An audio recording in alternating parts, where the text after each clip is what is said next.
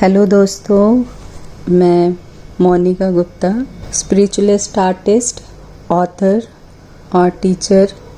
आज का एक नया टॉपिक लेकर आई हूँ, कर्म। तो क्या है कर्म की परिभाषा? कर्म सभी प्रकार से मानव का प्रयास है।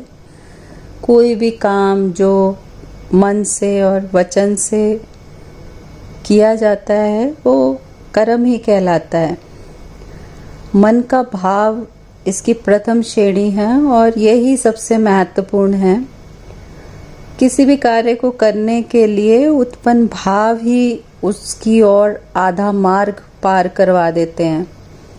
जैसे हमें भूख लगी है, यही भाव मन में आने से हमें रोटी बनाने हेतु कर्म के लिए प्रेरित होता है। कार्य और कर्म का रूप महत्वपूर्ण नहीं होता, अपितु इसका परिणाम ही सदैव महत्वपूर्ण होता है। कई बार मन में प्रश्न आता है, कर्म का प्रारूप महत्वपूर्ण क्यों नहीं है? इसका उत्तर बहुत सरल और हमारे पास आसपास ही है। किसी चोर द्वारा कुछ चुरा लिया जाना और उस चोर के लिए चोर की दृष्टि से महत्वपूर्ण हो सकता है, परंतु इसके परिणाम विधि की दृष्टि में अथवा उस वस्तु के स्वामी की दृष्टि में अपराध है।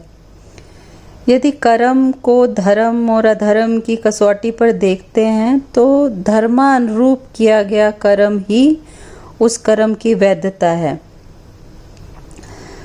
और इंसान कभी भी कर्म के बगैर रह नहीं सकता।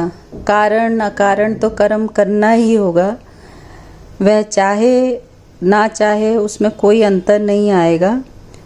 इसलिए जब हम कर्म करें तो अपने भावों को शुद्ध रखिए, क्योंकि भाव ही कर्म को जन्म देते हैं। कर्म संस्कारों को, संस्कार बंधन को, बंधन भावों को, भाव कर्मों को। यही निरंतर चलने वाला चक्र है। इसके परिणाम हमारे हाथों में नहीं होते, परंतु इसी के कारण संसार कर्म में हमारा स्थान बना रहता है। विचारों का भी कर्मों से सीधा संबंध है। जैसे विचार वैसे ही कर्म की गति।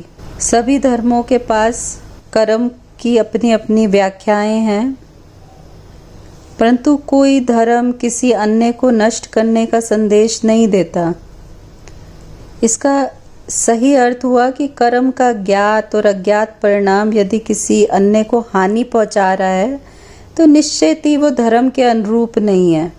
जैसे पुराने ज़माने में राजा कार्य करता था तो धर्म ग्रंथों में भी एक ऐसा संदेश, ऐसा आदेश संकलित नहीं था जो अकारण किसी को कष्ट पहुंचाने के लिए बताया गया हो। इसलिए कार्यों को निर्धारण कर्म की आज्ञा के अनुसार होना ही परमा आवश्यक है। जीवन में हम जो भी करते हैं वे हमारे कर्म बनते हैं और जैसे भी करते हैं वे हमारे संस्कार। इसी प्रक्रिया को जीवन चक्र कहा जाता है। निरंतर सद्कर्म करना ही हमारा एकमात्र उद्देश्य होना चाहिए। चलिए, धन्यवाद, आपने इतने ध्यान से मेरी बातों को सुना, उसके लिए तहे दिल से शुक्रिया। आती हूँ नए टॉपिक के साथ, फिर मिलते हैं। नमस्कार।